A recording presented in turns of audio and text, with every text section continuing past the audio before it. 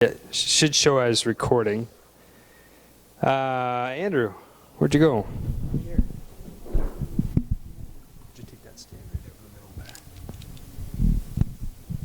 We're going to, so if you have something you want to say, here, you want to hand one of those out to everybody? And leave me one too.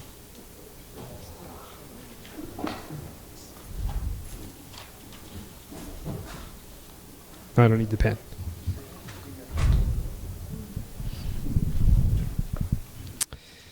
One of the topics that we discussed about wanting to study, and I think it's wise because the Bible does tell us to be wise with our money. Right. Amen.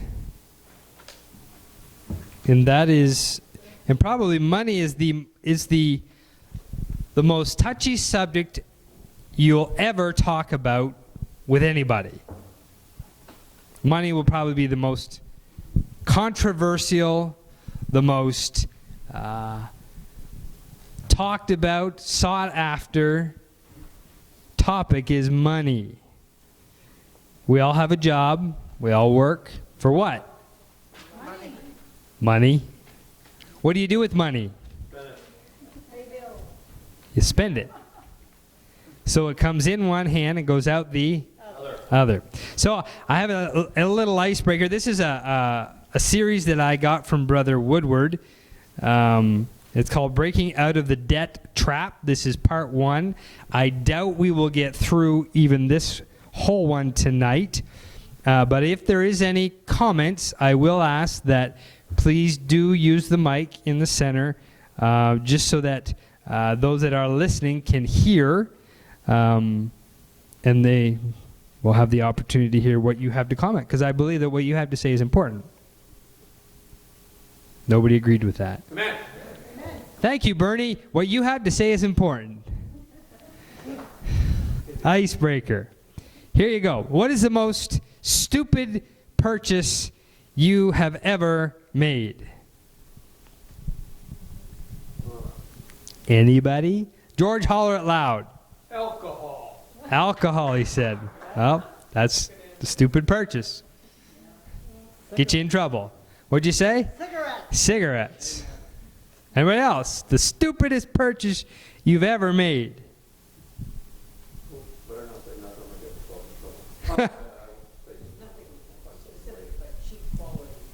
Cheap quality things. I think in North America we have been trained to buy cheap stuff. You go to Europe, trust me, friend, they don't have the same kind of stuff we have. It's quality. It's different, for sure. Anybody else? The stupidest purchase you ever made? Set of wheels. A set of wheels. Bernie bought a set of wheels. It was the dumbest purchase he ever made. I don't know. I'll tell you one. It won't be one that I made, but one that somebody, I won't say who, purchased. They bought a truck, and their comment to me was, "Do you think I should buy this truck?"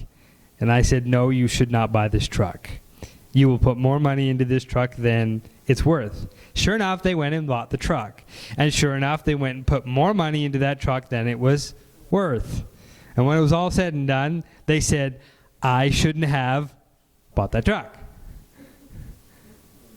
But we all do those things, right? Right.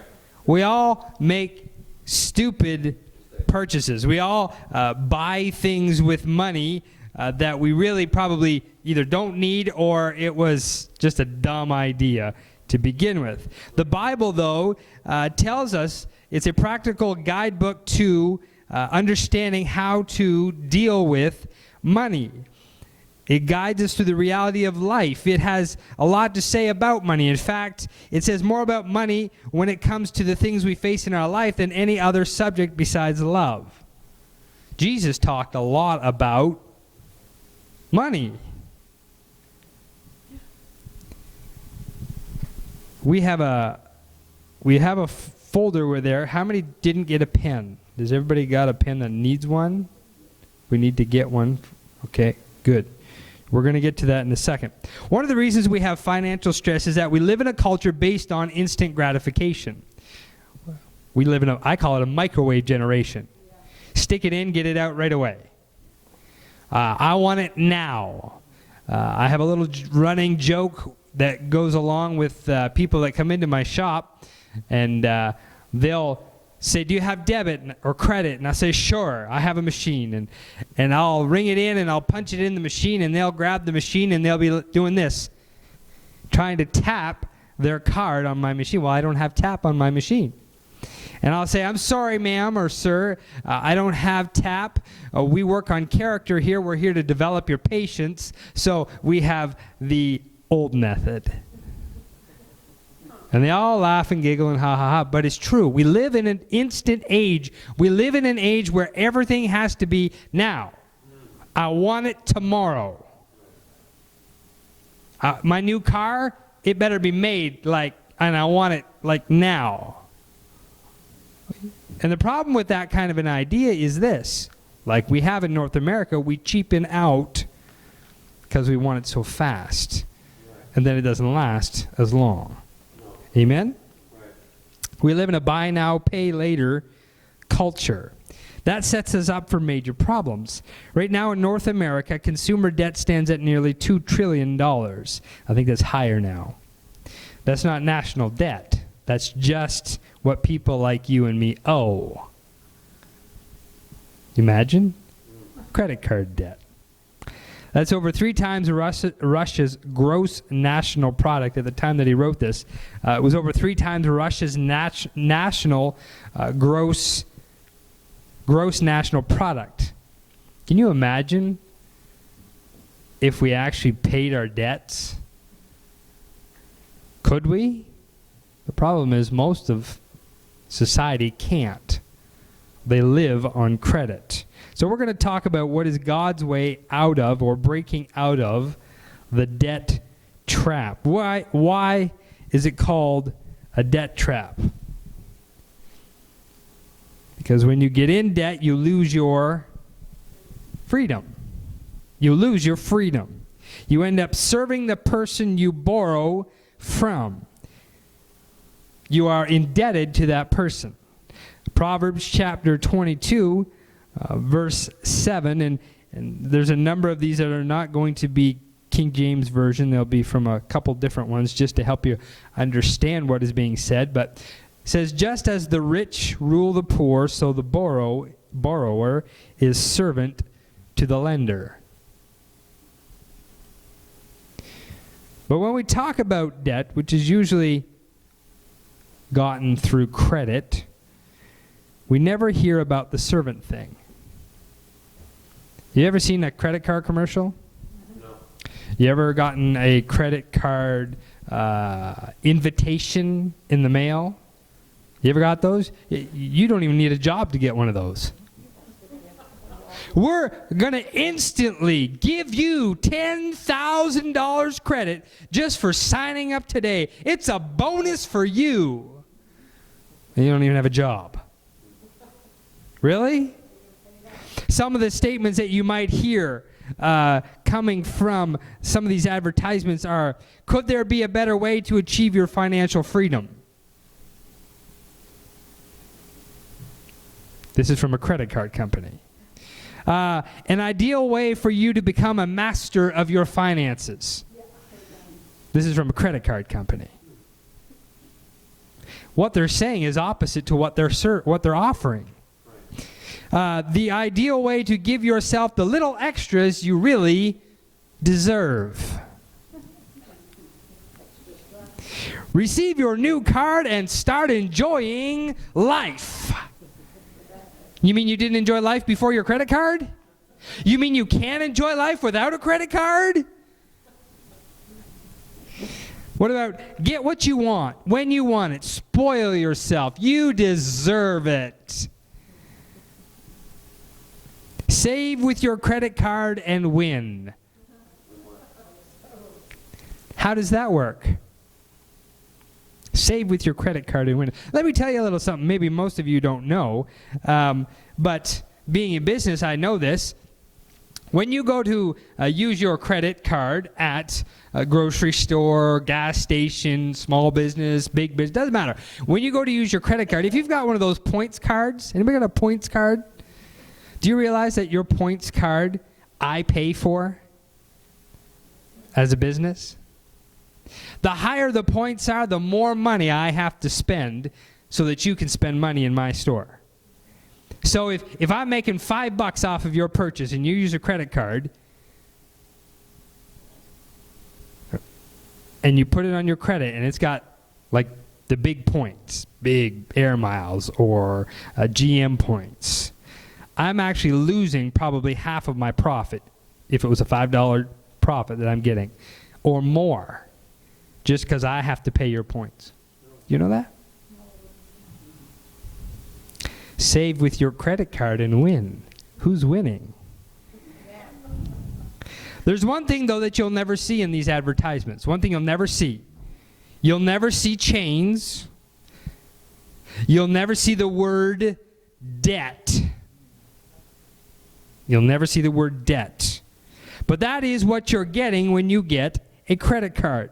The reason that word isn't used is because it's not a nice word.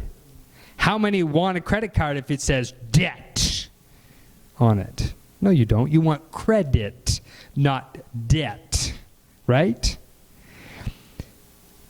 Here are some synonyms from Roget's Thesaurus for the word debt. O, obligated, liable, in deficit, in default, insolvent, encumbered, in over one's head, tied up, out of pocket, in arrears, indignant, paupered, destitute, penniless, needy, lacking, distressed, in difficulty, a deadbeat, having a wolf at the door, living hand to mouth, beggarly, empty, having seen better days, gone to the dogs, racked and ruined, impoverished, bad off, hard up, beaten down, reduced to ruin, fleeced, stripped, bereft, bereaved, reduced, unable to make ends meet, embarrassed, broke, and just plain old busted. That's what it means to be in debt. How many like to be in debt? Based on all those words we just heard. Nobody does. But that is what debt's about. And many people don't realize it and don't want to talk about it. The Bible gives us some simple danger signs that warn us when we are getting into the debt trap. And some very practical advice about how to get out of the debt trap. So you have on your page Proverbs 22:7, just as the rich rule the poor, so the borrower is servant to the lender. Number 1, 6 danger signs that you're in over your head. Busted, broke, in debt, owing.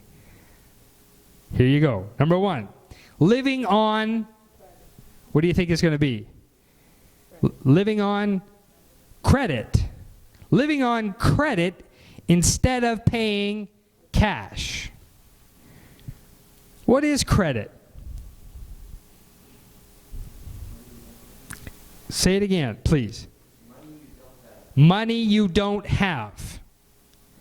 So whose is it then? If you don't have it, whose money is it? It's not yours. It's whoever you're trying to get the money from. So living on credit instead of paying cash. If you begin to spend on credit to maintain your lifestyle, you are spending too much. How do you know if you're living on credit? It's pretty simple. The balance on your credit card is increasing every month. There's a problem. You're using that card to maintain a lifestyle that you could not maintain just on your salary. That's called living beyond your means. You've begun to live on credit. Proverbs chapter 3:27 says, don't withhold repayment of your debts. Tim, you got that up there? Withhold not good from them to whom it is due, when it is in the power of your hand to do it. Or, as they say in the Living Bible, don't withhold repayment of your debts. Don't say some other time if you can pay for it now. How many like that feeling of having something new? Anybody? We all do. I like to have something new. I enjoy having something new. But what enjoyment is there in having something new when you know you still have to pay for it? See, we've been deceived into thinking that we're enjoying something new when we don't have to pay for it, as according to all these advertisements. You see them, they got the rich and glamorous, the nice new cars, they got all the nice new boats and whatever, all because of your credit card. But yet, we've been deceived into believing that that's the way life should be, when reality is, if you don't live within your means, you're a servant, or even worse, you're a slave to whoever owns you, your boat, your car, your house, whatever it is. God has two big problems with living on credit. Number one, it shows a lack of contentment. Luke chapter 3, verse 14. Be content, the very last part, be content with your wages. Who provides for you? Are you sure? No, are you sure? God provides for you? Do you trust Him to provide for you?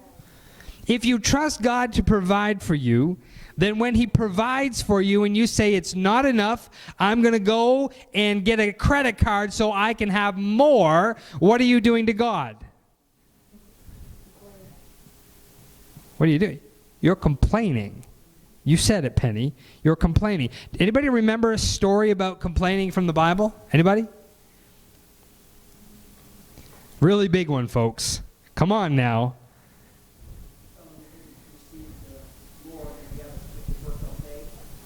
Yeah, that was one, but I'm talking about a bigger one than that. The children of Israel come out of Egypt. They come out of slavery. They're the ones that are in chains. They're the ones that are being beaten. They're the ones that are being tortured. They're the ones that are slaves to masters. God says, I'll take you out. He pulls them out. They're free. He destroys the Egyptians in front of them in the Red Sea that they just walked through miraculously. Water on either side, dry land. They go through. They're through. They look back. The Egyptians are destroyed because God collapses the water on top of them. They walk another day and they're what? Complaining. Really? Like, that doesn't even make sense. But you know what? We do it. We all do it. That's the same thing that I'm talking about right here. A lack of contentment. If you trust God like you say you do, and I trust God like I say I do, then when He provides for me what He needs or what He thinks I need to be provided for, then I need to say what? Thank you. If it's what? Little or much? That's hard to do. I don't want to go up to the mic, but I'm sure everybody can hear me. Well, they can't on here. That's why I want to. Oh, I'm sorry. Yeah. Okay, go ahead. Or just give it to him. You just take it to No, you. it's fine. I know what you're saying in regards to that, but you know, I think everybody wants to try to better themselves periodically. Absolutely. So I know you're supposed to be content with what you get, what you want to get, but everybody is, like I say, is always out to try and better themselves if they possibly can. So Absolutely. I don't know if that's what you're supposed to do or not, but Absolutely. And we'll get to that because God never said sit on your hiney and do nothing and then I'll provide for you. That's not what he said. Matter of fact, there's many, many scriptures that we can go to. Thank you, George, for bringing that up. Where he says, hey, the working man, the guy who isn't working doesn't even deserve to eat. He shouldn't even have a piece of bread if he's not willing to get off his keister and go out and do something and work for it. True. Right? So, obviously, there are circumstances. Everybody has a different skill level. Everybody has a different health level. And so, if you're able to do so, you go out and work. And the Lord will provide. I believe that. Do we better ourselves? Absolutely. Why do we go get an education? Why do young people go to college or school? Because they're doing what? They're getting an education to better themselves so that they can get into a career where the Lord will provide for them. And God will use them in that career. But why do the rich get much? Anybody? That's a question. Why do the rich get much? Some work hard, absolutely, but there's a reason why.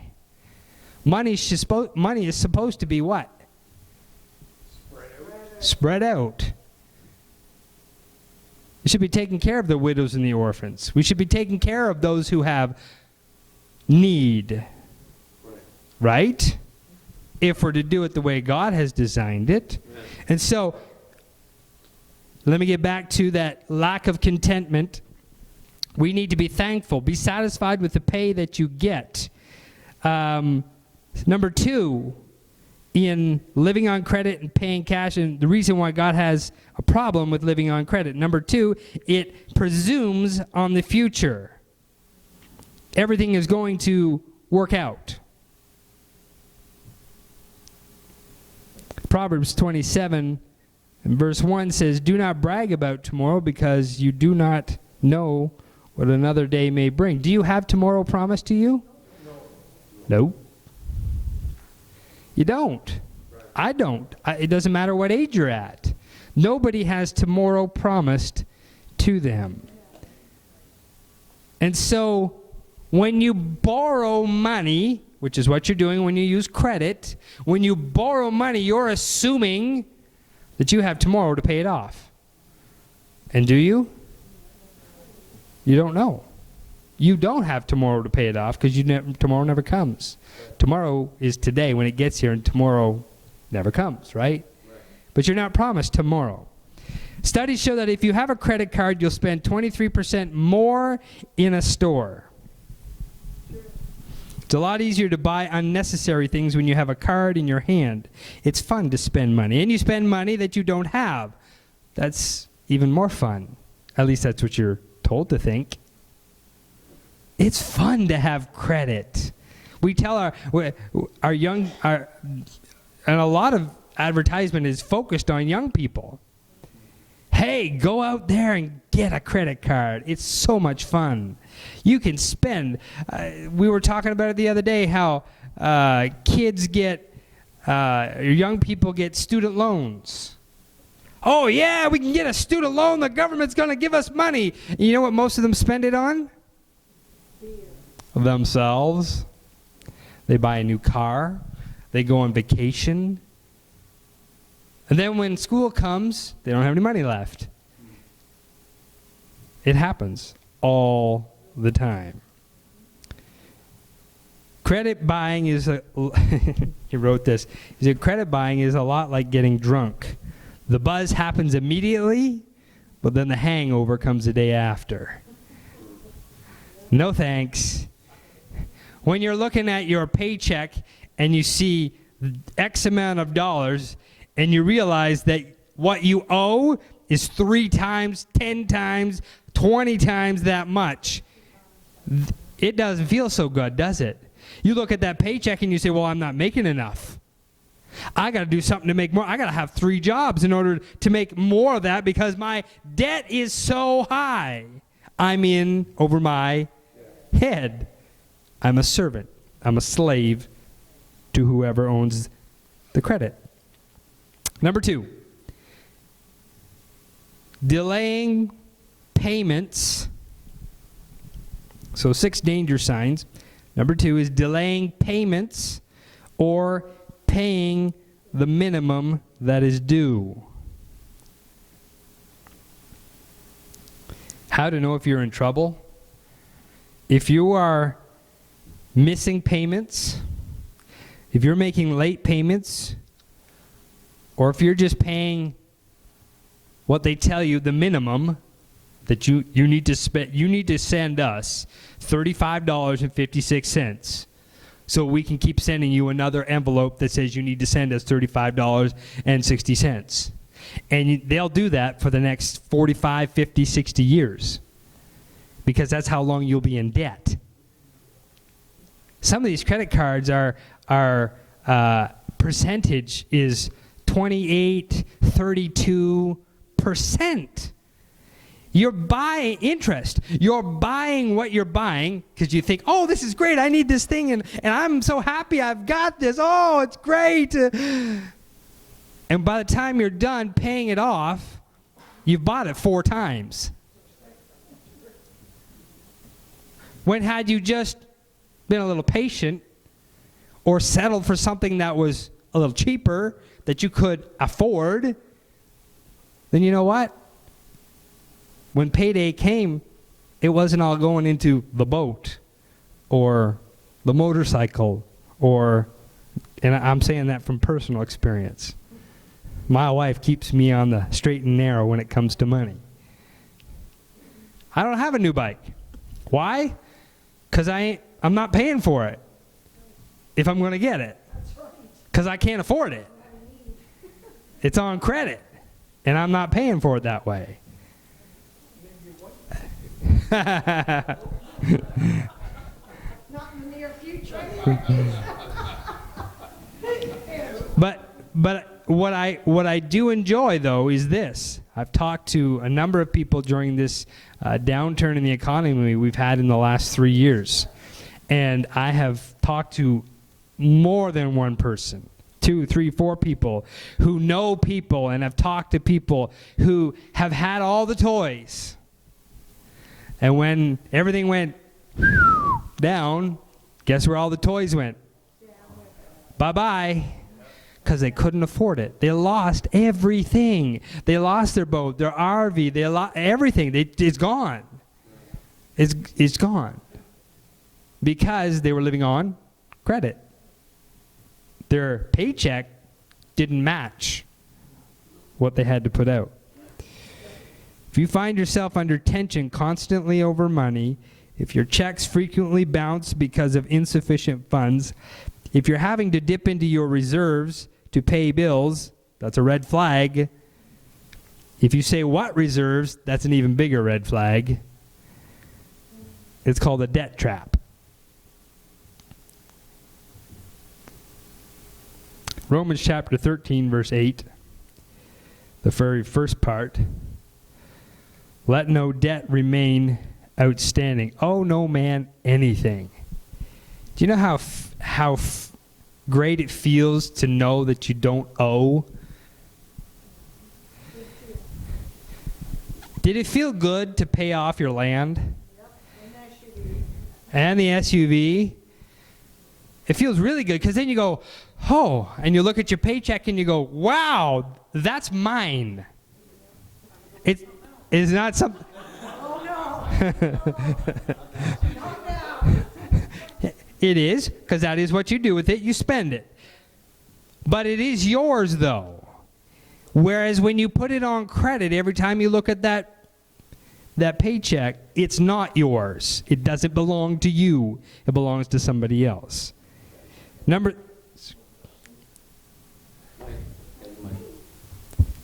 Put that up if you want to.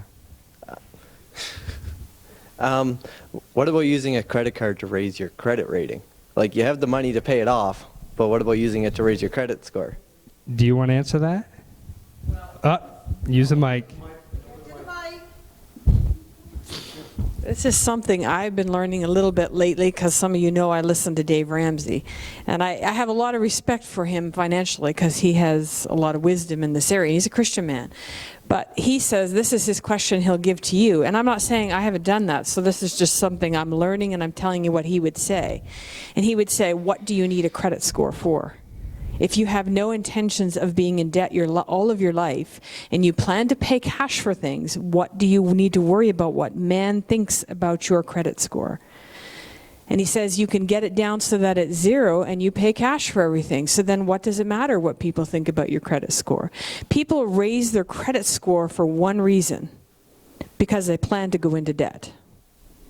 So if I want to go and get more debt, I want to go get a car by debt, or I want to go get 6 more credit cards, or I want to do whatever, then I need a good credit score.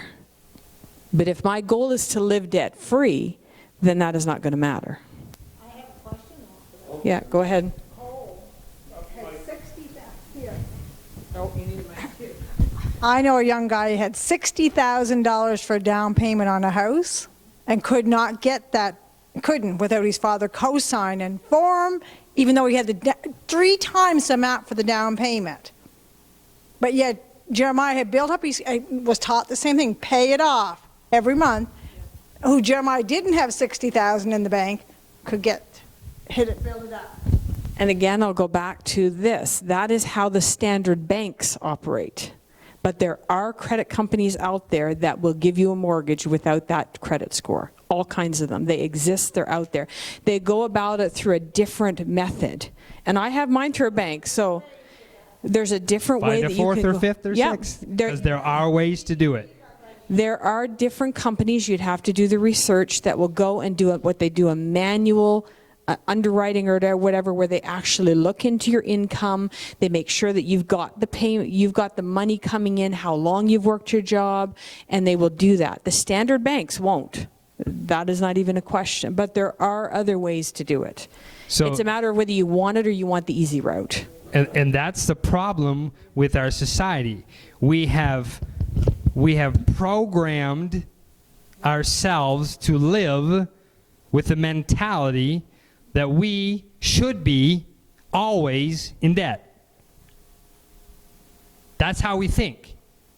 I talked to a guy years ago, and this was his mentality. He would always have a new car because he's always going to have a car payment.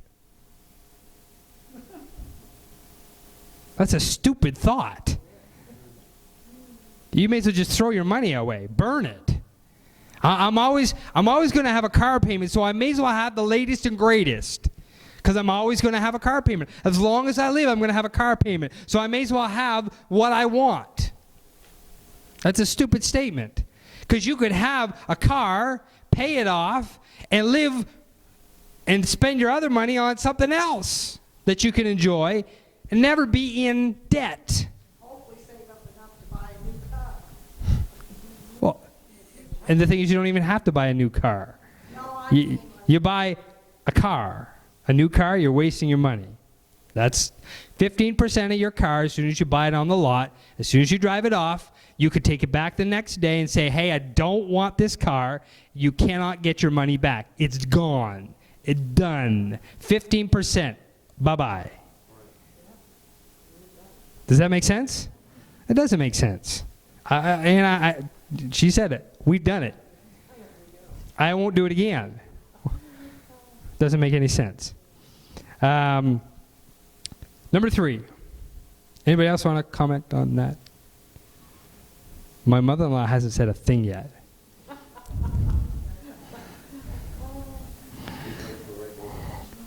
Number 3, and this is a good one, and this is an important one, I think. You know you're in trouble financially if you are unable to tithe or save. Now, we're going to get into that later a little bit more. Actually, lesson number 2, we'll get into more of that. And actually, farther into this one, we'll get into a little bit more of that. When you get to the point where you can't save for the future and you can't tithe, the word tithe, the very word means 10%. It's a tenth of. That's what the word tithe means. You can look it up. Tithe means tenth of, or 10%. That is, the tithe belongs to God, 10% to God. If you can't do that, if you think every time you look at your paycheck, you look at it and you go, oh my goodness, I haven't got enough to meet the bills, and so God, you're out of the picture, you're in trouble. You are robbing God. Thank you, Bernie. God says if you refuse to tithe, you're unable to tithe, you're essentially using my money to pay your bills. First of all, it's all his money. He gave it to you.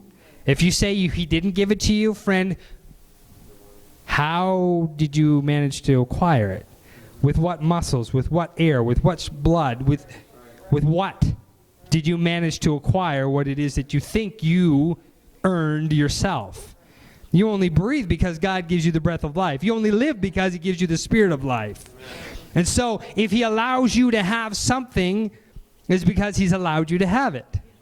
And so he says, hey, I want to set a principle for you. And that's what tithing is. Tithing is a principle. You give back to God because you're trusting him to continue supplying your need. And he always, always, always does. Malachi chapter 3, verse 8.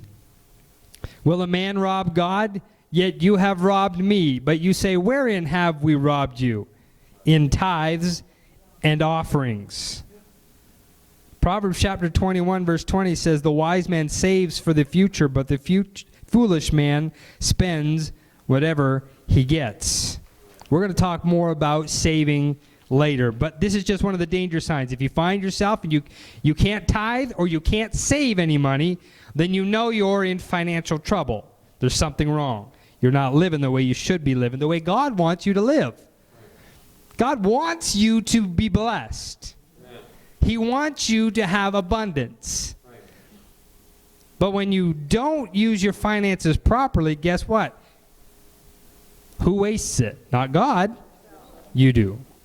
Number 4, if you find yourself unable to pay your taxes. Oh, who cares about taxes? You know what the unfortunate thing is in life? They say there's 2 certainties in life, and that is death and taxes. Taxes may not be legal, and you know what? In Canada, according to the law, which you can read it, the taxes that we pay, most of them, are not legal. But you'll never win. Trust me. Taxes were brought in during the First World War or Second World War to try to fund the government to be able to produce for the wars. And it was said that they would be abolished afterwards. Have they been? No. Do we still pay taxes? Yes. The GST. Friend, did you know that that was brought in during my lifetime? Not yours, but my lifetime. And it was told to us that at the time it's a temporary measure was going to be brought in, and it would be abolished when the supply bank was full enough that we could take care of it and it's okay, and then we'll get rid of it. Have they got rid of it? Nope. They have reduced it, or they've amalgamated it. Those back east know this. They've combined it with another tax, and you're still paying it. But if you find yourself unable to pay those taxes, which you can't get away from, then, friend, you might be in trouble financially. Paying your taxes may not be a very motivational thing, but it is a sign of the debt trap when you're unable to pay them, or when you try to cheat on them. Because then now what you've done there is you've taken a financial matter and created a character matter. I was thinking about this today. How many like photo radar? How many have gotten a photo radar ticket? Don't put your hand up. I was thinking about this today. I saw a little video clip of a guy who took some numbers and he put them over top of the numbers, exactly the same thing. And when you looked at it with the camera, you can't see the actual letters where he put these letters over top. And I thought, oh, that's a pretty cool idea. Yeah. So then you could drive down and you don't have to worry about the photo radar getting you. Except one thing. That shows a very dishonest person. If I were to say, well, he's an honest person, he's got his plates whited out, would you believe me? No, you would say that's a sign of dishonesty. And therefore, you have created a character flaw from something that has to do with what? Money. Matthew 22, verse 21, Jesus said, give to Caesar what is Caesar's, and give to God what is God's. I like the saying on this one because I've heard this before. When Jesus looked at the coin, he said one thing before it. He said, whose image is on the coin? Caesar's. So give to Caesar what belongs to Caesar. What? What belongs to Caesar? The coin. But give to God what is God's. What's he mean by that? Where's the image of God? We are. You're looking at him in the mirror every morning. Or her. We are the image of God. Give to God the things that are God. So what are you to give to God? Yourself. Wholly and completely. That's why the very first commandment is love the Lord your God with all your heart, soul, mind, and strength. That's just a little addition to what you have there. Number 5. How to know if you're in the, and we're just going to end with number 6. Can I trust you to bring these back next week? Or we can put your name on it if you want. Yeah, I know you won't be here. Number 5, extravagant. You know you're in trouble financially if you have extravagant spending. Extravagant spending. It's very easy to begin to spend a lot of money without thinking of where it's going. Extravagantly. To buy things you don't really need just because you think you have the money. But when you do that, it won't be long before you find yourself in the debt trap, in the hole, underwater. You ever heard the saying, well, we're just treading water. We're just managing to keep our head above water. We're just managing to stay afloat. Friend, that's a person in trouble. Because they're not going forward. They're not going somewhere. They're just managing just to stay in one spot. Extravagant spending will cause you to stay in one spot, and eventually it'll cause you to drown financially. We said at the very beginning, what is the most stupid purchase that you've ever made? That's extravagant spending. Because most likely you knew you didn't need it. Or that you shouldn't have it, if in regards to some of the things that we discussed about. If you're thinking, where can I buy that? You're missing the point. The point is that it's easy to find ways to spend your money, isn't it? When you buy things just because you have the money, you need to watch out. That's a red flag. Oh, I got the money. You ever heard the saying, your money's burning a hole in your pocket?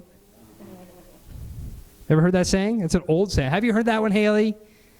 You got money. Is that money burning a hole in your pocket? What's it doing? Hey, you're itching to do what? Spend it.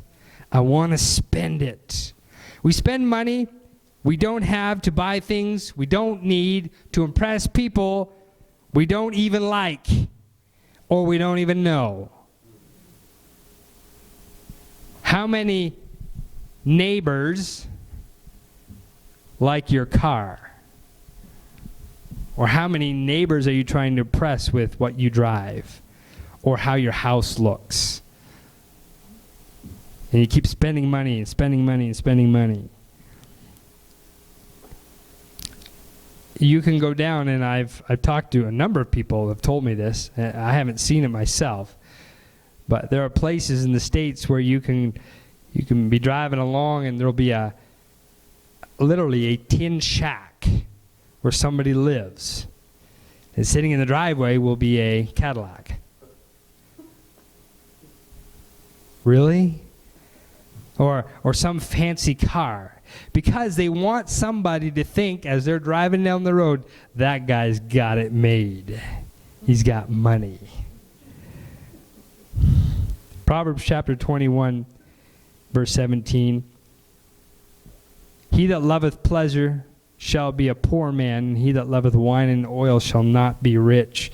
In other words, a person who spends extravagantly and buys all the fancy things, they're going to be poor very quickly.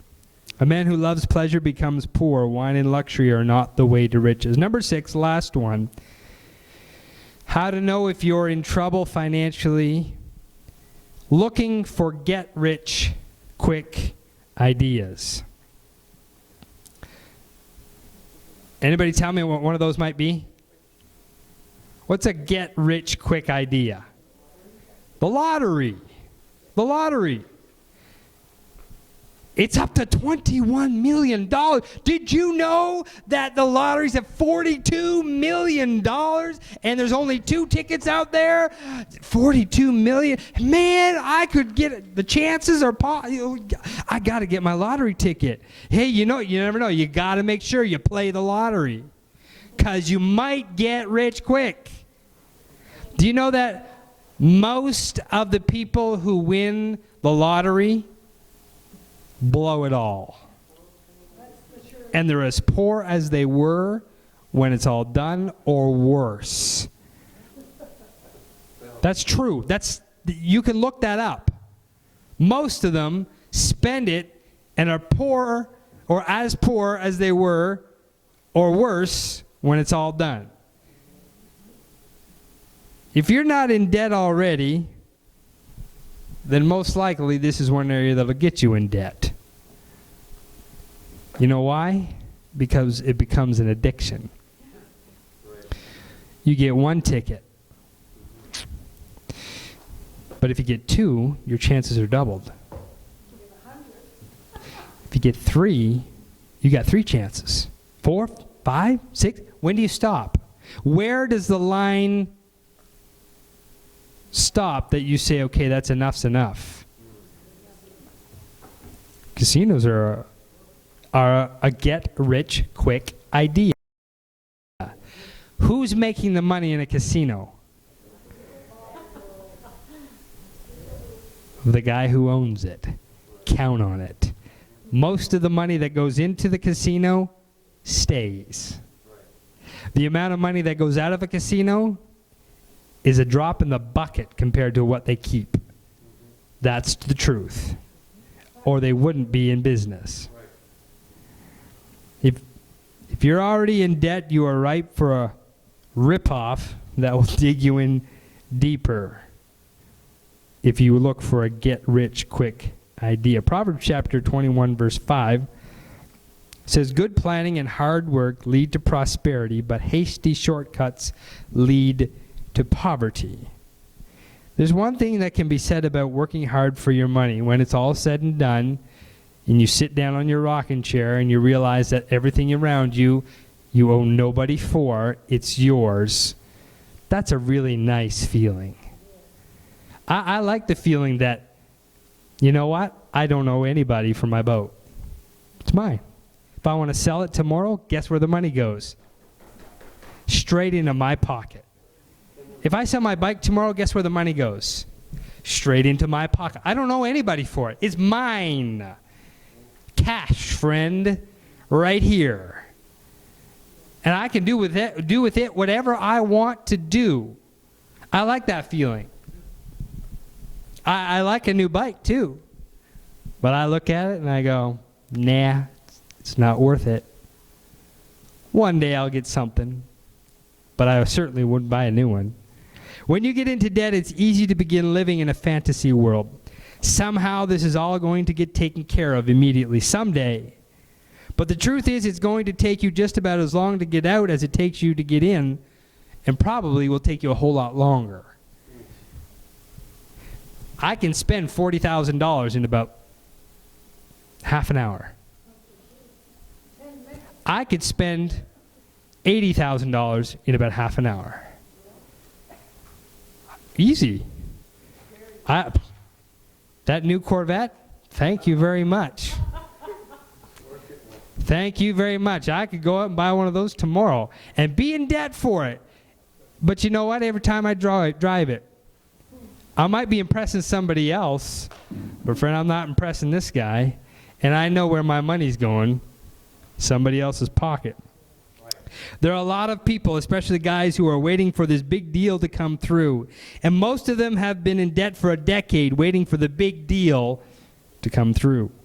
We live in an entrepreneurial society, but how do you know if you're an entrepreneur or not? Well, you make money at it. If you're not making money at it, God probably wants you to work for someone else. But this is the right deal. We need to do this. Hey, babe, we got to jump on this one right now. It's hot. Get it while it's hot. If it's hot, don't touch it. Because you could get burned. Don't go for hot deals. They're not the right deals. There's a name for people who play the lottery. Loser. Because they have lost more than they'll ever get. They've lost more than just their money. They've lost their freedom. Character freedom. Money's about character, friend. Let's stand. Last scripture in there says, dreaming all the time instead of working is foolishness. Foolishness. Let me give you a little illustration and we'll end. Debt is like a pair of silver handcuffs. Aren't they nice? Wow, they're nice. Diamond encrusted maybe. How do you like that? Oh, gold, better yet, platinum with diamonds and rubies. Isn't that nice? But yet what do they do? What do they serve? What purpose is a pair of handcuffs for? Doesn't matter what they look like. Doesn't matter how much they're worth. Doesn't matter how glittery they are. What is their purpose? Their purpose is to put you into submission. Thank you, George. They're to enslave you. They're to trap you and keep you trapped. So what does God want us to do to begin to get out of the debt trap? Well, we're going to look at that next week. 8 steps to get out of the debt trap. Put your name at the top of that paper, if you would. Tim, you could end that.